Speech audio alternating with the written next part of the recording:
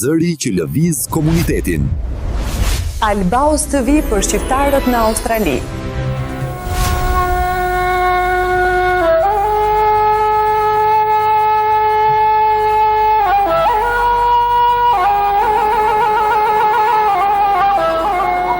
Të dielën më 14 qershor në ambientet e qendrës rinore në Traganina u mbajt për herë të parë ribashkimi i fshatit Ostrec në Australi, duke shënuar 67 vjetorin e ardhes së ostrecasve të parë në kontinentin e largët australian.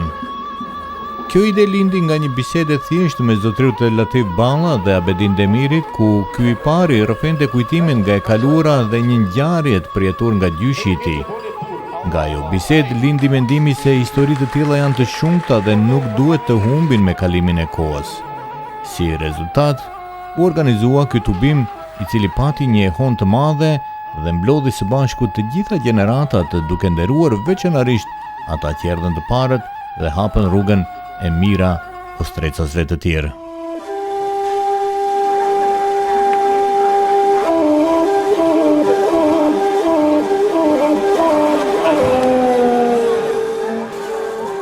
Fshati Ostrec ka një histori të lashtë dhe të pasur, për të cilën banorët e tij krenohen dhe kujtojnë me respekt. Ai është i njohur për trimërinë e burrave dhe grave të tij, veçanërisht për lëvizjen e kaçakëve. Një nga ngjarjet më të rëndësishme historike që ka ndodhur në vitin 1927, kur 4 vëllezër nga familja Stafaj luftuan me trimëri kundër 200 ushtarëve të mbretërisë serbe, duke mos pranuar sundimin e tyre dhe duke u shkaktuar humbje të konsiderueshme. Edhe pse pushteti i atëhershëm u hakmor duke dëbuar familjen nga Ostreci dhe tentoi ta fshinte këtë ngjarje nga arkivat, mirëpo ostrecasit nuk e harruan kurrë dhe vazhdojnë ta kujtojnë me krenari.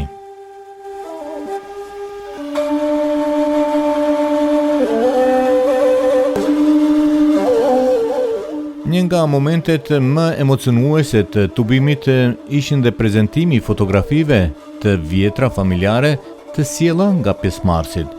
Shumë prej tyre datonin që nga viti 1930, madje edhe më herët, dhe ishin ruetur me shumë mall e kujdes ndër breza. Çdo fotografi bante edhe një histori më vete. Kjo është ka tradicion e ka Emin Salim Balla, lindur në Ostrec, ka banuar një 10 vjet në Ostrec në Shqipëri, me familje kërës kanë shkuar për një 10 vjet, e me familje kërës ka qenë kundra, Jugosllavinë dhe ka të shumë, ka qenë trina shumë. E me familje shkojnë në Shqipëri për një 10 vjet, se ato të ishin në shoqja kishja 4-5 vete, isha kundra Jugosllavinë më të kohë. E shkunat luftuan me sej 4-5 vjet me një 100 ushtar në manastir, e në shpërtuna djapat e shku në Shqipëri. Në çfarë vendi shkuan në Shqipëri? Në një fshat i vogël Katush Kavaja, rreth Kavaja. Dhe sa vjet jetuan atje? 10 vjet. 10 vjet. Babai tim Dani Demiri ka lindur atje. Domethënë babai ty ka lindur. Në dy alla Remzine Sani, dy alla të tima kanë erdhur 3. Babai e dy motra kanë lindur në Shqipëri. Se babai u rit në Maqedoni, po ka lindur në Shqipëri. Ka qenë besë një 5-6 vjet kur kanë erdhur atje. A erdhi në Australi të jetoj? 5 vjet në rrugë. Erdhëm 77, gjatë 82 në rrugë. Ti ke qenë vendlindje, ke vizituar fshatin në Shqipëri? Në Shqipëri ku mbajt, po në Ostrec ku mbajt, se ku qenë në Shqipëri vajtë të talë. Besoj në edhe të 4 dhe 5, për një 3 javë në Shqipëri, ka korë që po vajtë, baba ta kërbesh marrish ca ujtë hape ku kumrinu në fshat. E që është interesant, të kita dhe dhera, e hapi dhe tha, unë jam për baba ka letu për një sërë, u abjeta, unë kam linë në Ostrec, si tha. Kadri e kishtë e me plakës. Ja, kura mos më trojit, pa shkoj me sejtë, ta shkua të ku më lindru.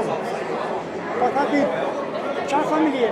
Pa tha shumë dyshe kishtë e Recep, po vlaj kishtë e Bajram. Po tha, unë e dinja, unë i vita, Bajrami kishtë të shoqin Feride, që ajo ishte e jamën e vuzit, e në gjysha time asire në babës time.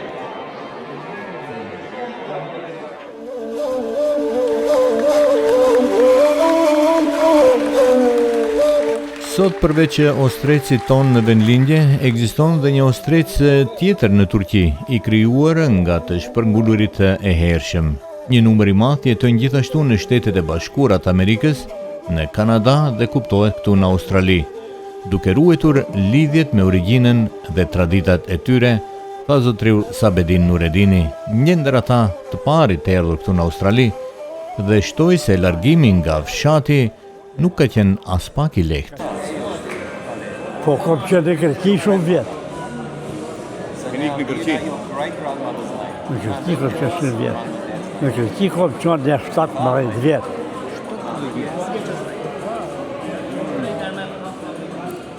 Ato më djeshtën mu të majnë atje për këthës që shumë hektin për ka Macedonia shkonjën në Greqi.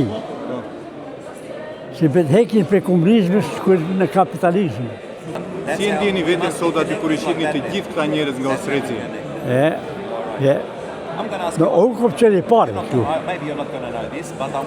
Gjeta 2 pleqë që këshin pa sharkën kurbet.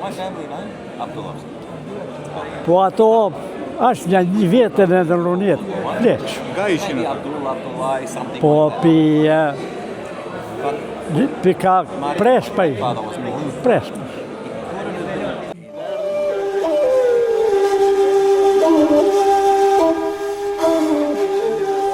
Isha i privilegjuar që për një moment u ndodha në shoqërinë e një tavoline ku të gjithë ishin mbi moshën 90 vjeçare dhe po që të gjithë e pinjin akoma duhanin. Punë e mirë është, zanat e mirë. Doktorin serb ka thonë që më se për të ashtë i thëtë. Sa doktora ka Monika. Sa doktora ka përqyrë. Për u bëna operaci serb që venja, still you smoking, për të dhe.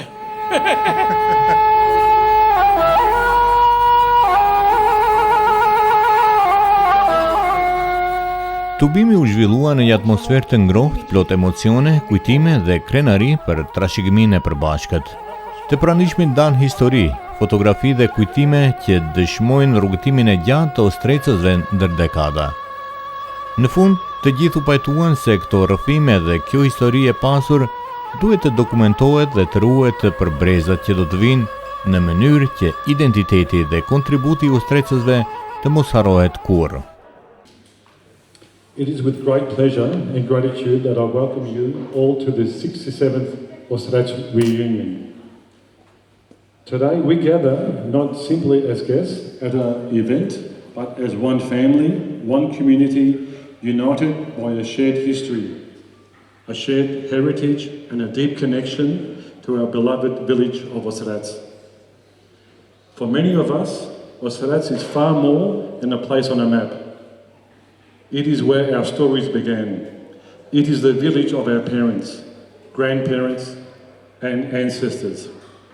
Many of our parents and grandparents made the difficult decision to leave their homeland in search of opportunity and a better future with their families. Some settled in Turkey, United States, in the early 1900s. Others made the long and courageous journey to Australia during the late 1950s, 1960s and 70s. From that.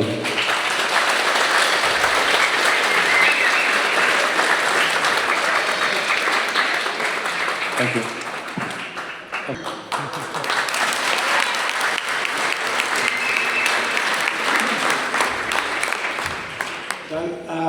I was going to get off stage a little bit. I'll probably get a bit emotional, so I'll let our Motta speak a little bit. I love you, George.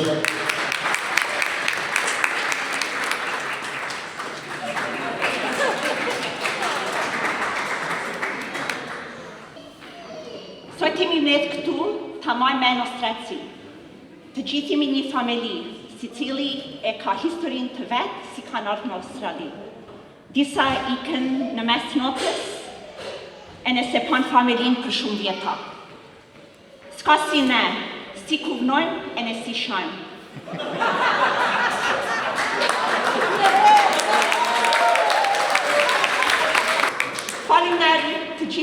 erdhet këtu, asnjëherë mos harroni pikukin i ardh, e në tamborshat të keqven të gjithve.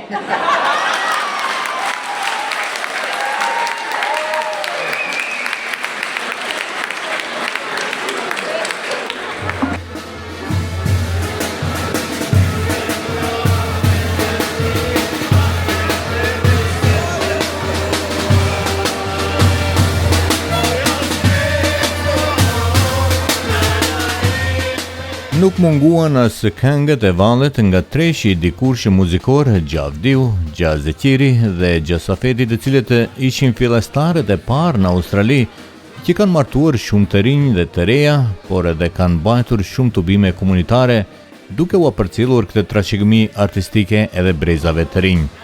Ata edhe njëherë sollën plot nostalgji dhe kujtime nga vitet e kaluara me këngët e përzgjedhura.